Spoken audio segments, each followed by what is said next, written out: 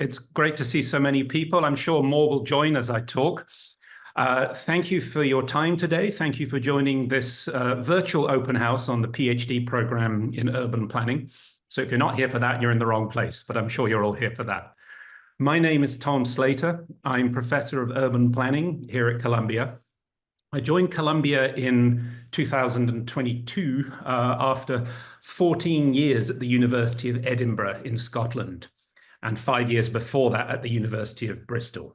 By training, I'm an urban geographer, but I take a very interdisciplinary and community engaged approach to studying urban processes, especially urban inequalities.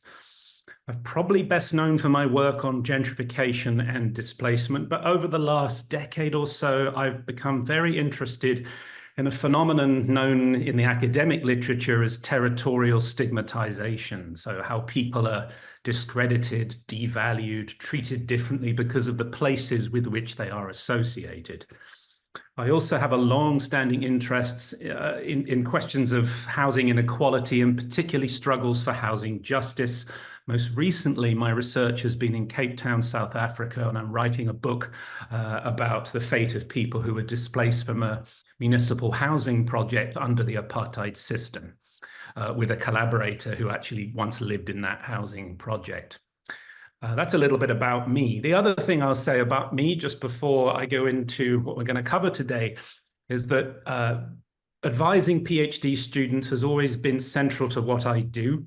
Just before you all joined the call, I was totting up how many students I'd advised to completion over my career so far, and it's now 11. And I've also been on PhD juries, like examination processes in many different countries. And next month, I do my 30th one of those. So I have a fair bit of experience of seeing PhD programs, not just here in the United States, but in many different countries. And I try and bring the things I've learned from those programs into what we do. So let me tell you a bit about how we do things here and why you might want to consider Columbia PhD if you haven't already decided to apply. My mission, I suppose, or our mission today is to make sure that you do apply because we want you to apply. Once I've covered the first slide, I'm going to get to a slide where my colleagues will introduce themselves and tell you about their work as well. So let me just move on here. Why urban planning PhD at Columbia University? Now, this is where I could be here all day. So I've tried to put some highlights in for you, just so maybe you know these things already, but if not, it gives you a flavor, I hope, as to why we think that we have a pretty special program here. So a dynamic and flexible curriculum, which I'll tell you about in a moment, connecting knowledge across disciplines. One of our great strengths, I think, is that although, of course, urban planning is the name of the PhD that you end up getting here, it's by no means the only discipline that we cover, right? So, like I said, I'm trained as an urban geographer. I didn't have an urban planning background, but I've come to urban planning by a different discipline. And in fact, I bring many disciplines into my teaching and advising, as indeed do my colleagues. So we really like to make sure that urban planning the conversations don't take place in isolation from developments across the social sciences and the humanities.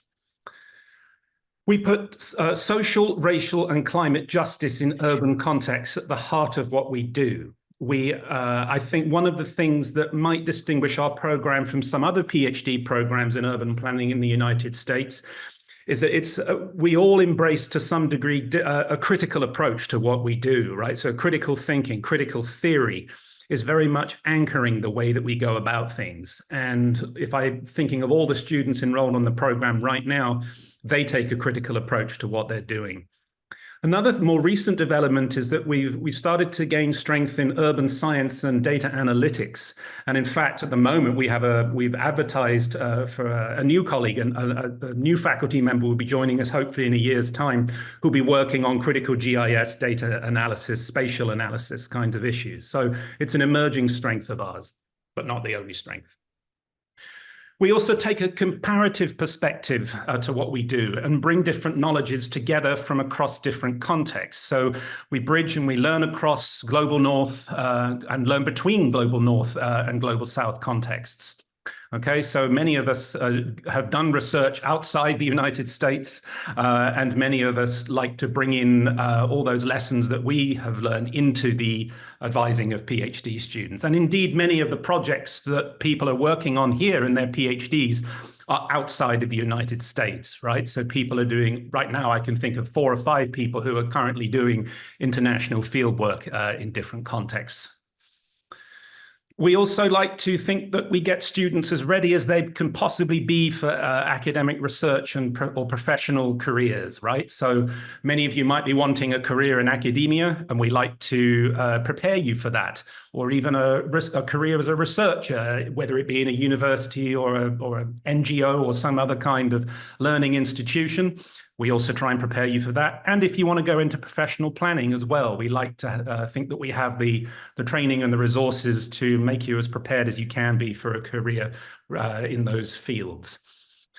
Now, why urban planning at Columbia? This is probably one of the more important ones as I see it. You're in a remarkable school. The Graduate School of Architecture, Planning and Preservation is like a bastion of intellectual thought about the built environment under one roof, right? So we have a lot of different disciplines represented, a lot of different approaches to this thing called urbanism. And it all takes place in this building, Avery Hall. That was the picture on my first slide. And that means that there's often lots of events where different interests are catered for, right? So you have people, visiting speakers who actually will say things that resonate with people, whether it be architecture, planning, or preservation. The wider institution, Columbia University, is a remarkable intellectual environment, right? There is always something happening here, which is exciting, okay? And there are so many different events that happen on this campus for the advancement of knowledge. And it really is an exciting place to be. And the PhD students that we work with right now are always heading off to hear different speakers in different departments and to, expand their knowledge as much as possible. And then probably the most obvious one of all, Columbia, GSAP, we're in New York City. It's a very inspiring place to be an urbanist, as I'm sure you can imagine. Right, I've lost count of the amount of times I've gone for a short walk and found myself thinking about things in an exciting and new way just because I'm in this remarkable place. Okay, so it really is an incredible place to be. There is always something happening, and it's always interesting in New York City.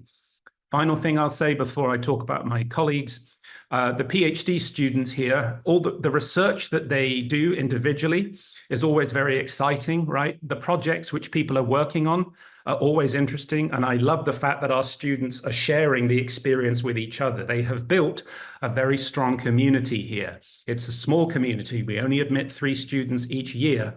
But across 5-6 years of the program, you have this tight unit of students who really look out for each other and work together. So it seems strange in a way to describe a PhD as an individual undertaking when you see the collaborations and the comradely sense among these students, right? So next, probably the most important reason of all why you might want to come here to Columbia, or certainly why you want to apply here. Faculty are amazing, and I'm going to allow them to introduce you. So maybe we'll start with Anthony. Hi, everyone. My name is Anthony Vanke, and I guess welcome to this session. I guess a little bit about my work and myself. I've been at Columbia as an assistant professor since 2022. I had to do a little bit of math there. I came in at the same time as Tom into that position, but previously I was at the University of Michigan and also Columbia in a visiting position in MIT. But my focus is largely on urban technologies and urban data and how we can begin to, sorry, trying to get over sinus infection too, on top of everything else. But my work looks at using and creating urban data to understand aspects of the city that are otherwise maybe invisible, particularly around, and I think Tom is really correct about our focus around issues of justice. So maybe to describe my work by talking about some of the projects just very quickly.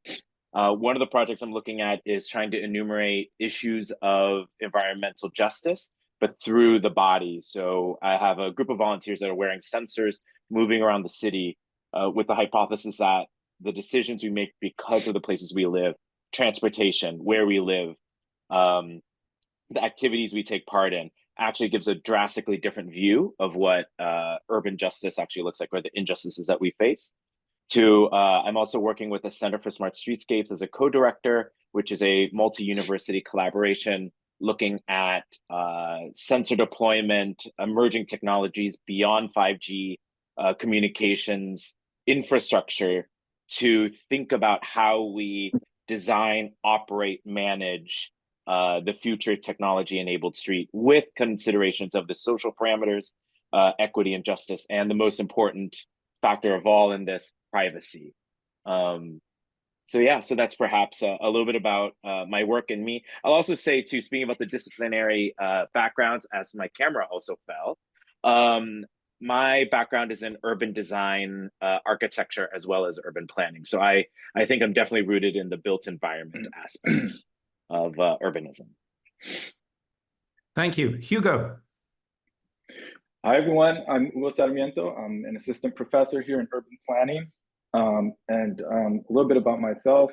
Well, I'm an assistant professor here in urban planning. I'm also an affiliate at the Climate School, and I work with the various research centers across the Climate School and GSAP, research centers that focus on issues related to climate and climate urbanism, generally speaking. But just to share a little bit about myself, my trajectory, I was an assistant professor at the University of Illinois for 2 years before Columbia. And before then, I was a PhD student in urban planning at UCLA. Yeah, I've worked on climate adaptation. I'm interested in the political economy of climate adaptation in Latin American cities.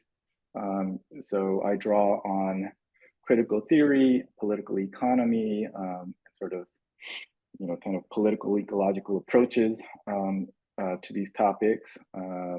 Really trying to think about some of the dominant discourses and kind of ideas associated with socio-ecological resilience theory. I'm currently focused on research projects that are studying climate displacement in Cartagena, Colombia, in Santiago, Chile. And more recently, in the last few years that I've been here in New York, I've kind of started to develop a relationship with some of the community-based organizations here that work on issues related to climate justice in the city. So that's a little bit about myself, and it's very exciting to see you all here, and hope to meet some of you in person sometime soon. Thank you. Wei Ping.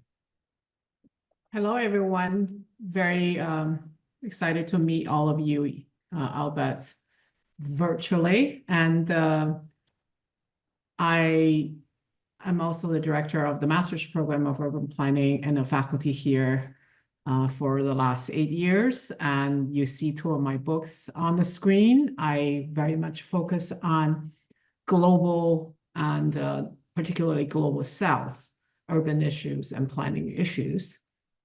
I focus a lot more on China and East Asia and on the topics of migration and housing, spatial forms, and then somewhat different area is infrastructure, both in terms of financing and increasingly the emerging forms of infrastructure. 2 of my recent doctoral students, actually they all graduated, have been working on the intersection of technology and urban issues. So that's something that I hope to do more as well, particularly in terms of advising students. I'm also the vice provost for academic programs at Columbia University, so I don't have the chance to teach any courses for a little while. And but I continue to advise doctoral students, so I still have a few doctoral students hoping to finish, and all of them except one are globally oriented, so because that's also my interest. So I'm looking forward to seeing your applications. Thank you. Final colleague to mention is Hiba Bouakar. There is her beautiful book there on the screen on Beirut. Hiba can't be here today because she's on sabbatical in Paris. She's on a prestigious fellowship at the Institute for Ideas and Imagination. But Hiba works on urbanism and urban planning in conflict and post-conflict cities. And her website is in the chat, I believe. So if you want to find out more about Hiba, you can just have a look at the website or read her beautiful book there, which is what I recommend. But I will say, just listening to my colleagues describe their work there, it always feels an honor to work with them, right? So it's an amazing intellectual environment here. And I know that the students feel the same way. So when I put amazing faculty there, I really do mean it, okay? Next, I'm going to tell you about the structure of the program. So in the first 2 years of the program, you take 48 credits. One course is 3 credits. So that works out as 12 credits a semester, okay? And let me explain what the required courses are, right? There's a list of them. I won't give a detailed description of each because we haven't got time. Just by reading those titles of those courses there, I think that will give you a flavor, really. But what these courses are about are giving you the foundations, right? Some of you, well, all of you will have a master's degree by well, our students, you can't do a PhD here without the master's, so you have some degree of foundation, but we have very intensive discussion forums is the best way I can describe the doctoral colloquiums, right? So at the moment, I'm doing one on critical urban theory, which involves real intense reading of fascinating texts, as well as additional texts that the students may have chosen to look at, as well as the required readings. And every week we meet and we have the most fabulous discussions and debates. I always find that I'm completely exhausted after 2 hours, but in a really good way, if you know what I mean. So those are the doctoral colloquia. We also have courses in advanced planning theory, advanced planning history, and an advanced independent study course where you work with a faculty member on a small project that may be leading to what you're going to do in the future. So those are the required courses. We also ask that students take courses, two additional courses with a methods orientation. Doesn't mean that they have to have, for example, a methods in the title of the course, but as long as there is a strong methodological component to those courses, this is what we're happy about, okay? So there's a real focus in the first 2 years on theory and methods, methodology. We also ask students to take courses related to their emerging research interests, 3 or more. And we also recommend that the students, if they've not had any kind of background in, for example, GIS or history and theory of planning, it's all the more important that you perhaps take the courses that we offer in the master's program, which are the core courses on our master's program there. So this is what we recommend that students take, just to have those really important set of foundational knowledges, if you like, that are so crucial as you begin to develop your ideas for your own independent research that will become your PhD.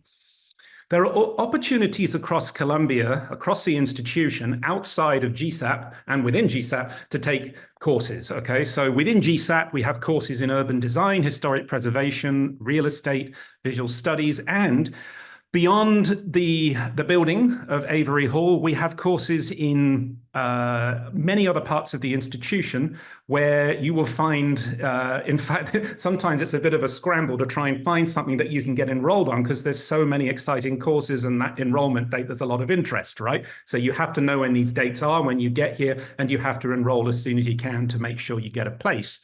But the courses, for example, in the Graduate School of Arts and Sciences, in those programs that are listed there, courses in the School of International and Public Affairs, there's public health courses you can take, courses in the business school, the law school, in the Department of Social Work.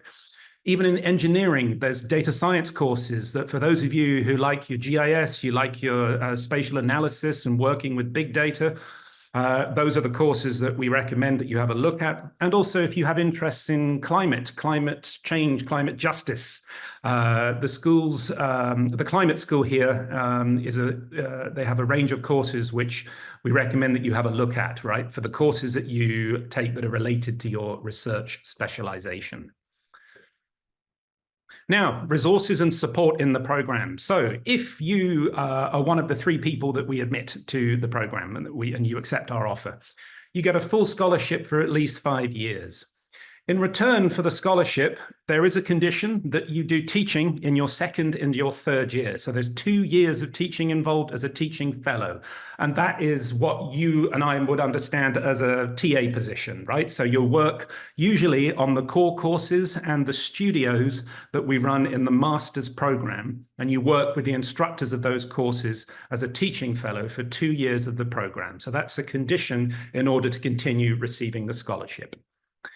So what I think one thing to take from that is it's a wonderful opportunity to gain that teaching experience, especially for those of you who want to go into academia and become assistant professors, right? You've got to get some teaching experience.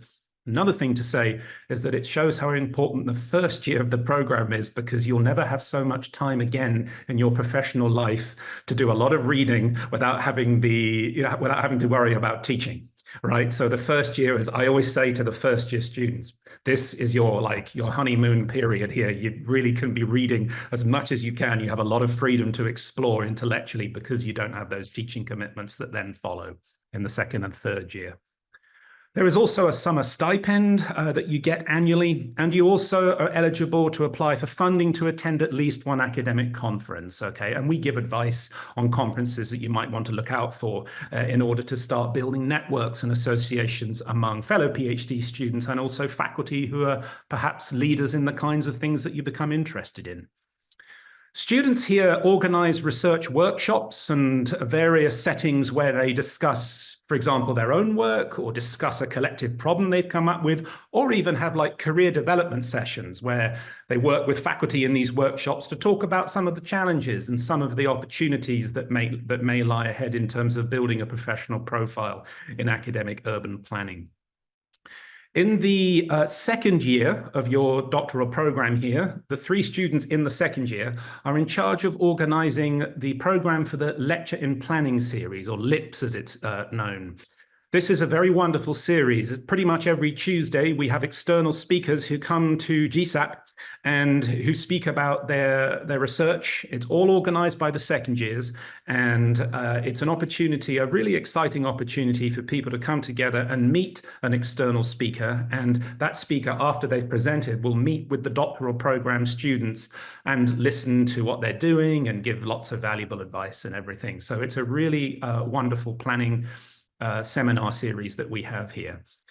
A new event that we inaugurated last year, the PhD program annual lecture. This is where we invite somebody who speaks across as many of the themes that we cover here in the doctoral program to come and give a lecture which is advertised across the whole of GSAP and well beyond across the institution. So it's a very high profile event that we have every spring.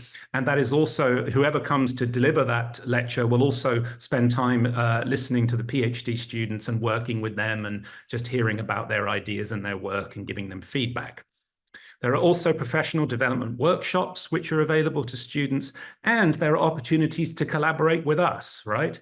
It may be that we're interested in a particular problem that has relevance to what you're thinking about. And sometimes you can actually build research teams and work on a problem together with a faculty member. So you might not be working individually all the time, is what I'm saying.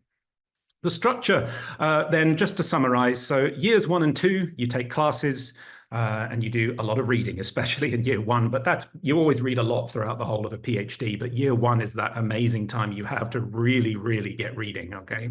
Because years 2 and 3, you do have those teaching commitments. Year 3 is when you then make the choice as to who your advisor is, you would like to have for the remainder of your time as a PhD student. So we don't allocate students to advisors during the admissions process. That makes us quite unusual, I believe, in PhD programs in urban planning. So the reason we do that is that we like students to really get a feel for GSAP, get a feel for urban planning here and how we do things, get to know faculty, get to know who they'd like to work with. And also, whoever your advisor is, it doesn't mean that that's the only person that you're going to talk to, right? So once you've made that decision, it doesn't mean that the rest of us disappear. Okay, so in a way, one of the things I really love about this program is that we work as a team to advise and nurture and guide students through this process. In year 3, once you've chosen your advisor, you then have to take comprehensive exams, a common practice among PhD programs. And then once you pass those, that's when you build up your research design that will eventually become your PhD project, which is called the prospectus. And you defend that to a jury, which involves GSAT people, but also can involve an external academic as well, somebody interested in who works or an expert in your particular research area. And then from year 4 onwards, that's the process of doing the empirical research, the writing process, aiming to produce and defend the PhD by the end of year 5 is what we try. That's a guideline that we try and give to students. Right, the application and review process. My wonderful colleague in the admissions office, Sarah Canicchio, has put her email address in the chat for you. Sarah is available to answer questions on that email address, and she is wonderfully efficient and helpful and knows far more about the admissions process than any of us do as faculty, right? She is the absolute expert. There may be questions I can't answer today where you will be needing to write to Sarah. But let me just give you the basics of the application and review process. So the deadline is December the 12th of this year. Okay, so what's that? Just under a month away. I saw actually earlier today, I saw there was inconsistency there was one website that said December 14th, one website saying December 12th. I've checked, it's December 12th is the deadline, okay? So I am confirming right now that is the deadline. Do not apply by December 14th because your application will be late. December the 12th, okay? So just to confirm that. I will get that website updated the moment this call is finished. In your application, what we're looking for is for you to provide evidence of critical thinking and the ability to work independently on a research project. So it could be that you've had some experience of that in master's programs or even as an undergraduate. And it's important that you provide evidence as to what you did, how you went about doing it, and what you learned from those processes. We also want to see how you write, okay? Writing is obviously incredibly important when you're doing a PhD, and we'd like to see writing samples from you, okay? So what we don't want here is for you to submit like a 300-page document. We're not going to have time to read it. So something like, something like 5 to 8 pages, 8 to 10 pages, something which would give us an idea as to how you are as a writer, right? And that can often tell us a lot about what kind of scholar you are and whether you will be a good fit for our program, okay? So think carefully about what that piece of writing might look like in your application. Now, there are 2 statements that you have to produce as part of your application. Used to be 1, but last year a change was made at the institutional Columbia University level. By the way, you apply through the Graduate School of Arts and Sciences, which is the kind of larger apparatus of the institution through which the PhD program is administered, right? But that's not actually like a physical place where you spend time. All your time's in GSAT, but the wider administrative unit is called the Graduate School of Arts and Sciences. So you apply through GSAS, and there are 2 statements that you need to produce as part of your application. The first one is the statement of academic purpose. I'm going to give you some hints on the next slide about this, but this is the statement which gives your academic background, your preparation, the areas of interest, where you feel you might be heading as a scholar, why is it that you want to come to Columbia, et cetera, what is it that you bring to the study of urban planning. I'll give you some more hints in a minute. You also, in that statement, need to detail the experience and the skills that you have so far, the things that you've acquired. And these could be, for example, you could talk about the methodological training and the background and the interest that you have. So it could be, for example, if you work with GIS and you want to bring that to your PhD, you could tell us about that. Or if you're somebody who likes to work in, let's just say you're thinking of doing some detailed and embedded ethnographic study of a community, for example, then tell us about that in your statement of academic purpose. Then there's the personal statement. This is a chance for you to tell us more about yourself and what you bring to the Columbia community, not just GSAP, which is important, but the wider institution. So when you're writing your personal statement, the question to ask yourself is like, what's my story? How can I convey that? Okay. And it helps us to see what drives you, what motivates you. Why is it that you want to come to this institution? And what are the experiences that you've had that are driving you to apply? And the review process, Well, after the deadline, we review these applications collectively. There's no matching of advisors, like I said, until you don't even choose your advisor until year 3, right? So I would advise against saying that, there's only one reason that you're coming and it's that one person you want to work with, right? You make sure that you apply to the program rather than to an advisor is what I would advise you to do. We shortlist, and then we shortlist collectively as a team of faculty, and we have interviews with finalists in February, and then offers of admission and offers of being on a wait list come in March and April. Okay, so usually by middle of April, we have a pretty good idea as to who's going to come here. Okay, so that's the time frame involved. The final thing I'm going to say before taking any questions from any of you is just a few suggestions for the statement of academic purpose. So I've now been here, like I said, I've already done 2 years of reviewing these applications because I got here in 2022. So this is my 3rd round of doing this. And I've put here some things which are built on me reflecting on some of the applications I read and what makes a strong one. Okay, so when you're writing that all-important statement of academic purpose, think, why you, why now, why Columbia, okay? So we need to see some enthusiasm, right? So we need to really kind of say that you're dedicated and you're passionate about being part of this institution. What are the broad research themes and contexts and debates that interest you? For example, in your current or previous master's degree that you have done, you may have encountered a particular area of the study of urbanization, whatever discipline background that you come from, that you just found was fascinating, that really was like, right, this is what I want to be doing. Tell us about what that is, what you feel you want to add to those discussions and those debates.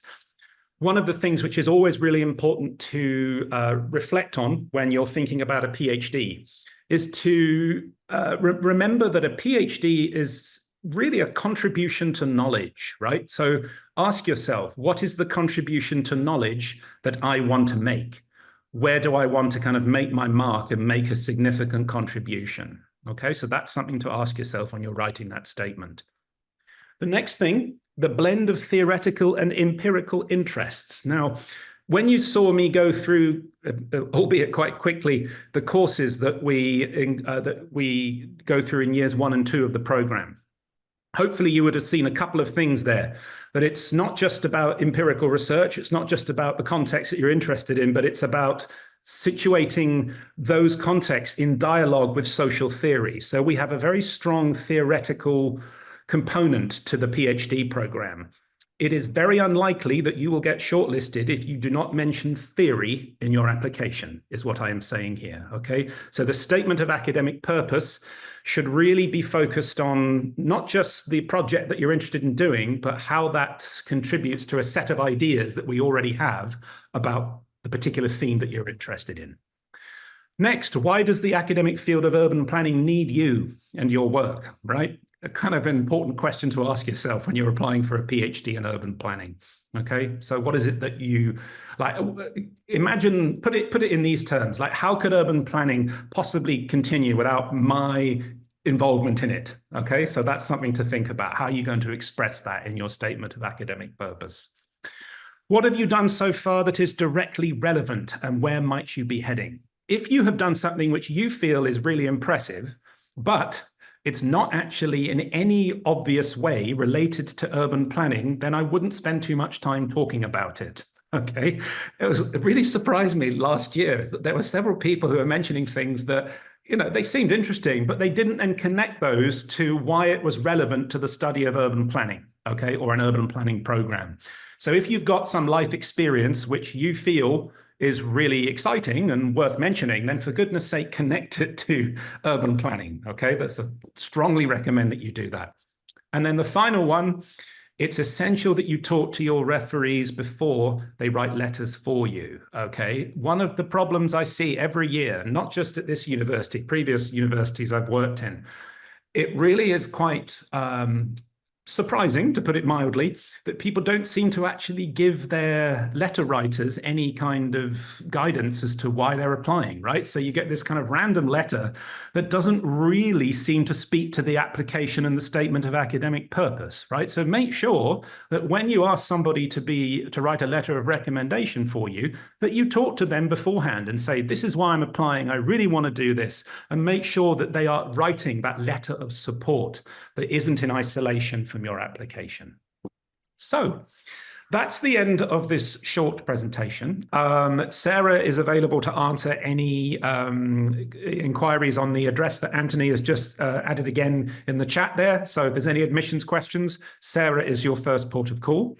We are really looking forward to reading your applications. It's always fascinating and exciting for us to see the range of interests that want to come to Columbia Urban Planning.